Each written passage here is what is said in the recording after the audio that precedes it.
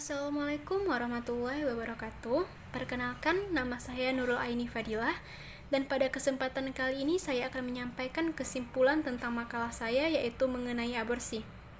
Aborsi artinya keguguran kandungan, membuang janin atau menggugurkan kandungan. Dalam istilah kedokteran, aborsi dibagi menjadi dua. Yang pertama, aborsi spontan.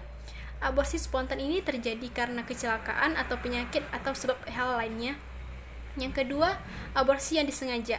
Aborsi yang disengaja dibagi menjadi dua. Yang pertama, karena adanya indikasi medis. Yang kedua, karena tidak adanya indikasi medis atau sengaja dilakukan.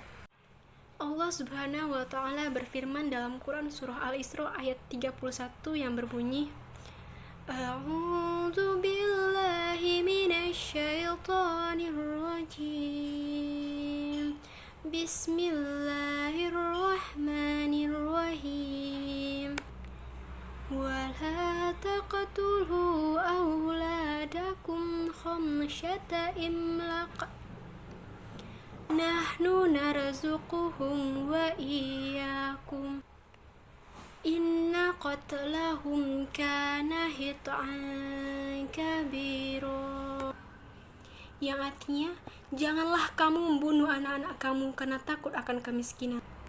Kami akan memberi rezeki kepada mereka dan juga kepada kamu.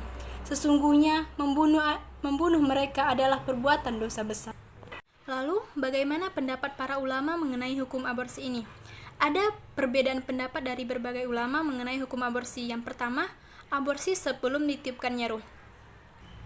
Ulama mazhab Zaidiyah, sebagian ulama mazhab Syafi'i, dan sebagian ulama mazhab Hanafi membolehkan secara mutlak aborsi sebelum ditiupkannya ruh.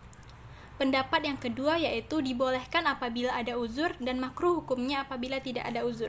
Pendapat ini dikemukakan oleh sebagian mazhab Syafi'i dan sebagian mazhab Hanafi. Yang ketiga, makruh secara mutlak. Pendapat ini dikemukakan oleh sebagian mazhab Maliki.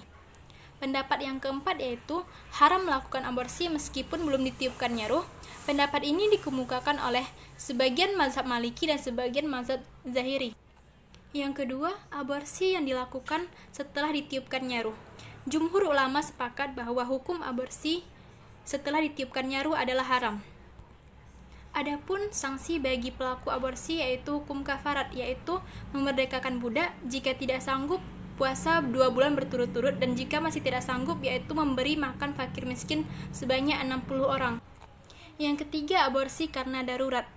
Keadaan darurat ini seperti jika kehamilan itu dipertahankan maka akan mengancam nyawa si ibu dan si anak, atau karena adanya kecelakaan, maka hukum aborsi pada kondisi seperti ini yaitu mubah. Jadi, kita bisa menarik sebuah kesimpulan, dalam pandangan Islam, aborsi pada dasarnya adalah haram karena dengan sengaja menghilangkan nyawa seseorang. Namun, hukum Islam sangatlah fleksibel. Dengan begitu, dalam keadaan tertentu atau hal-hal darurat, maka aborsi diperbolehkan. Sekian kesimpulan dari saya. Assalamualaikum warahmatullahi wabarakatuh.